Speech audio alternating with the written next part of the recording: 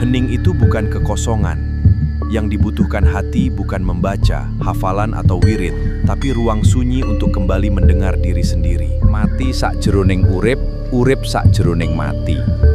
Yaitu mati di dalam hidup, hidup di dalam mati. Ini mengajarkan kita untuk mematikan ego, hawa nafsu duniawi selagi masih bernapas, agar batin dan kesadaran sejati kita tetap hidup dan abadi. Ini adalah manifestasi dari kehidupan janin di dalam kandungan seorang ibu. Dia hidup, tapi panca indera mata, hidung, telinga, mulut semuanya mati, tidak bisa merasakan apa-apa. Saat bayi terlahir, secara batinia dia tidak membawa hafalan, doa atau wirid. Disitulah manusia kembali ke asal mula, seperti bayi yang baru lahir dan kembali dalam keadaan suci tanpa beban duniawi. Itulah mati sakjeroning urip, urip sakjeroning mati. Dan disitulah guru sejati yang manunggal dengan Gusti Allah akan membimbing kematian nantinya.